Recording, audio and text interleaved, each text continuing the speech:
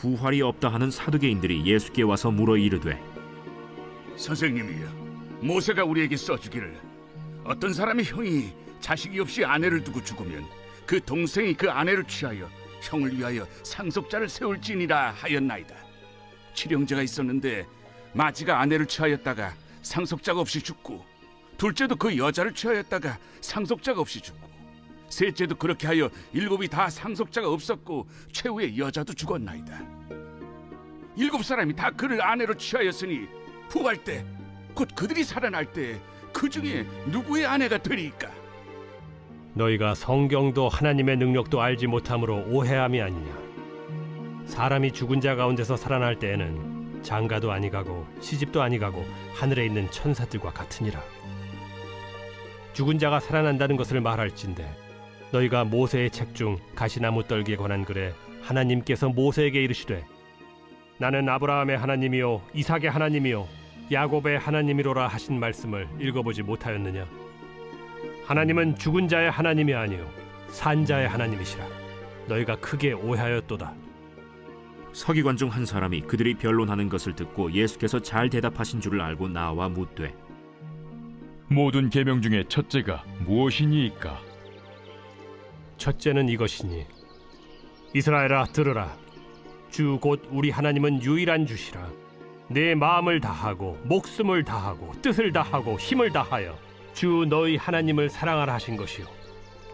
둘째는 이것이니 내 이웃을 네 자신과 같이 사랑하라 하신 것이라. 이보다 더 큰 계명이 없느니라. 선생님이여 옳소이다. 하나님은 한 분이시요 그 외에 다른 이가 없다 하신 말씀이 참이니이다.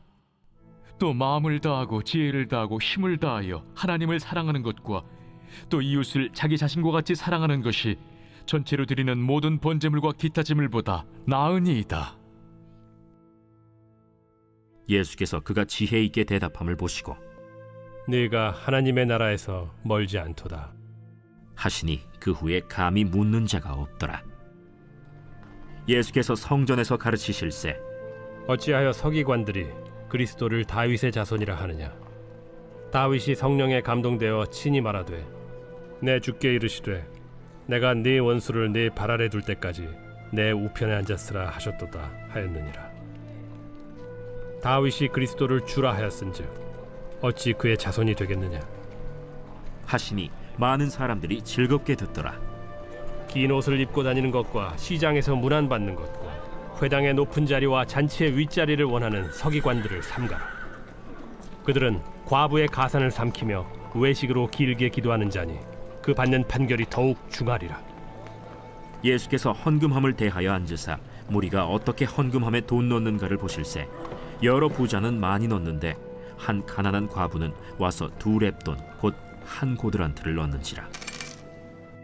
예수께서 제자들을 불러다가 이르시되 내가 진실로 너희에게 이르노니 이 가난한 과부는 헌금함에 넣는 모든 사람보다 많이 넣었도다. 그들은 다 그 풍족한 중에서 넣었거니와 이 과부는 그 가난한 중에서 자기의 모든 소유 곧 생활비 전부를 넣었느니라.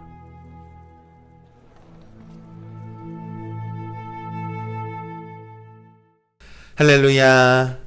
이른 새벽 우리 주님 전에 오신 우리 믿음의 성도님들을 환영하고 축복합니다.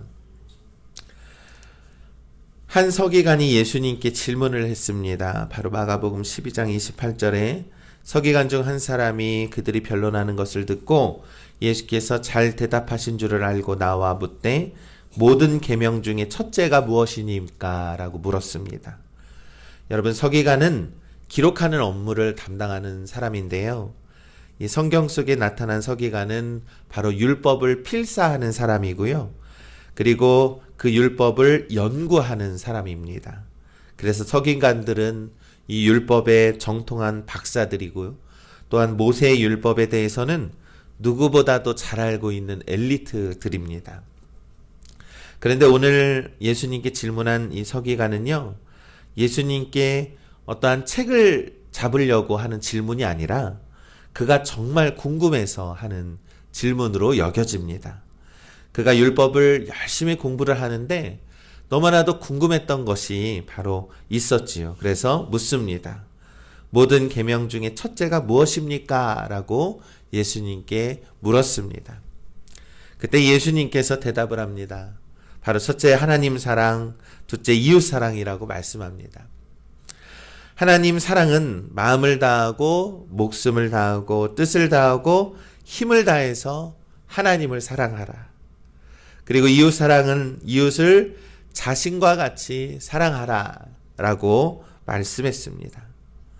여러분, 우리 예수님의 대답은 바로 율법 전체의 핵심을 말씀하고 있습니다. 그것은 바로 하나님은 유일하신 하나님이다 라는 것입니다. 이에 서기관도 그 대답이 옳다 하며 화답을 합니다. 마가복음 12장 32절에 서기관이 이르되 선생님이여 옳소이다. 하나님은 한 분이시요 그 외에 다른 이가 없다 하신 말씀이 참이니이다 라고 대답을 했습니다. 사랑하는 우리 믿음의 성도 여러분, 하나님은 한 분이기 때문에 하나님을 사랑하는 것이 가장 큰 계명이라는 의미입니다. 그러니 우리도 하나님을 유일하신 하나님으로 믿고 가장 사랑하는 그러한 믿음을 갖기를 간절히 소망합니다. 그리고 하나님을 사랑하는 방법이 바로 이웃을 사랑하라라는 것입니다. 그러니 서로 사랑하기를 간절히 소망합니다. 이 말씀은 예수님께서 우리들에게 가르쳐 주신 것이죠. 서로 사랑하라. 그것은 바로 하나님이 가장 기뻐하시는 일이기 때문입니다. 그러니 우리가 하나님을 사랑하는 만큼 이웃을 사랑하는 우리 믿음의 성도들 되시길 간절히 소망합니다. 이 예수님께서는 이 자신의 답변을 깨달은 그러한 서기관을 굉장히 칭찬을 합니다. 너는 하늘나라에 멀리 있지 않다라고. 이후 예수께 더 이상 묻는 사람이 없었습니다. 그러면서 예수님은 계속해서 성전에서 가르치고 있을 때에 다시 한번 예를 들어서 또 설명을 합니다. 이 마가복음 12장 35절에 예수께서 성전에서 가르치실 때 대답하여 이르시되 어찌하여 서기관들이 그리스도를 다윗의 자손이라 하느냐라고 가르쳤습니다. 이 어떤 서기관들은 이 예수님의 가르침에 깨달음을 얻는 서기관도 있었지만 또 어떤 서기관들은 그 예수님의 가르침을 받아들이지 못하는 서기관들도 있었습니다.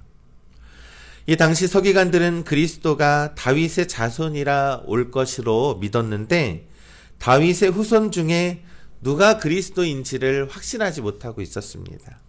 그래서 예수 그리스도도 다윗의 자손이라고 인정하지 않았다라는 것이죠.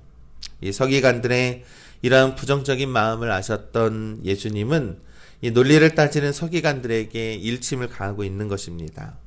바로 37절의 말씀에 다윗이 그리스도를 주라 하였은즉 어찌 그의 자손이 되겠느냐.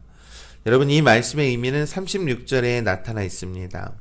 마가복음 12장 36절에 다윗이 성령에 감동되어 친히 말하되 주께서 내 주께 이르시되 내가 내 원수를 내 발 아래에 둘 때까지 내 우편에 앉았으라 하셨도다 하였느니라.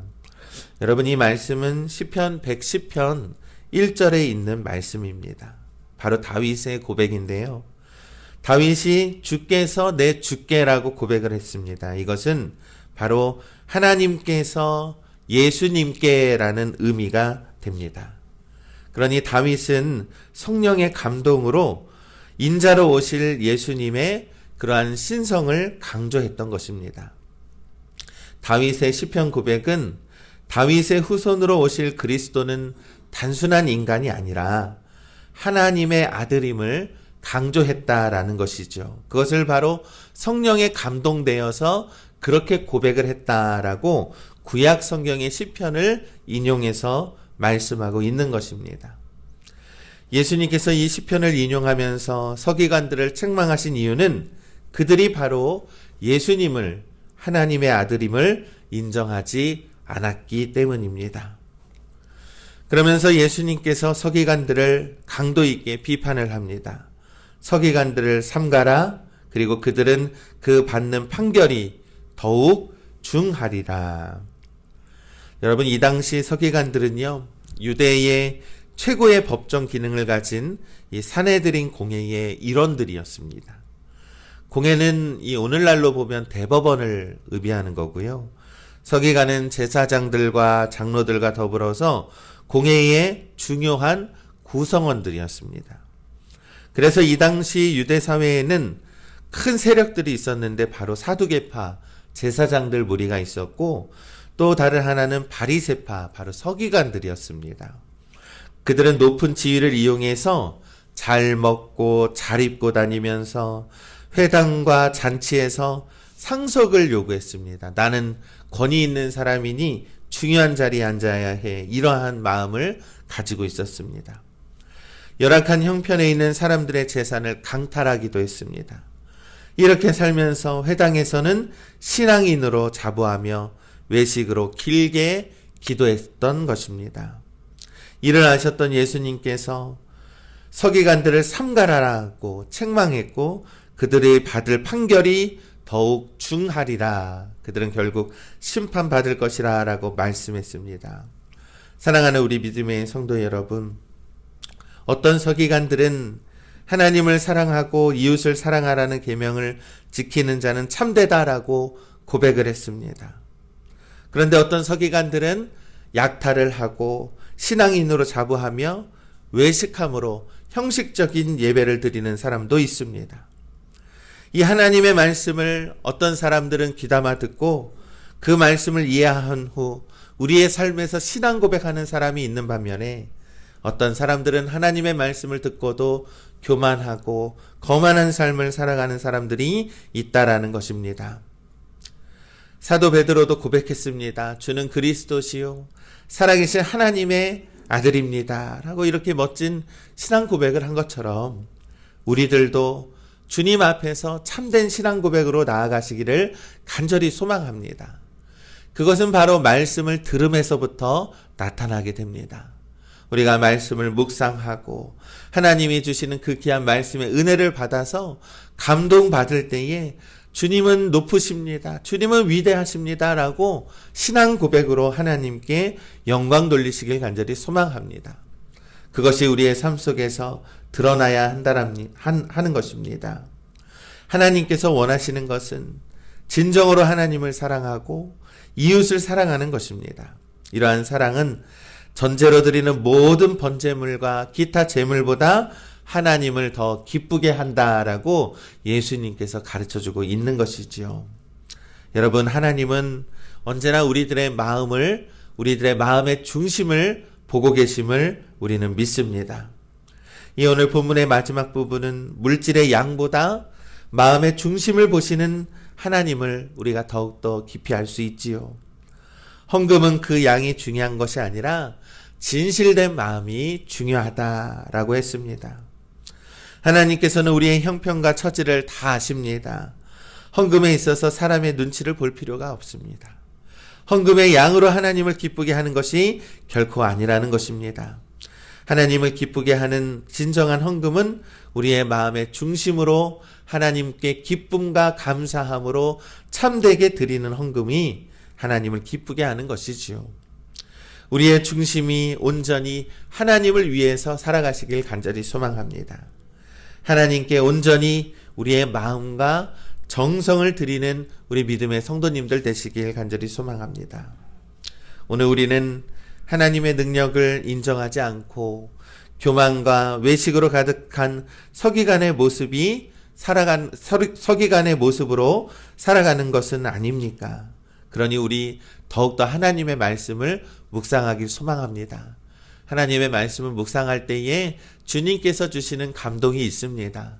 그 감동이 우리가 이 하루를 살아가는 힘과 능력이 되시길 간절히 소망합니다. 또한 가난한 과부가 2렙돈을 하나님께 바치는 심정으로 우리가 하나님께 전부를 드리길 간절히 소망합니다. 그것은 하나님을 사랑하는 것입니다. 우리의 마음의 중심에 하나님을 사랑하고 이웃을 사랑하는 가장 큰 계명을 가지고 오늘 하루도 하나님께 영광 돌리며 살아가시는 우리 팔복영광교회 믿음의 성도님들 되시기를 주님의 이름으로 간절히 축원합니다.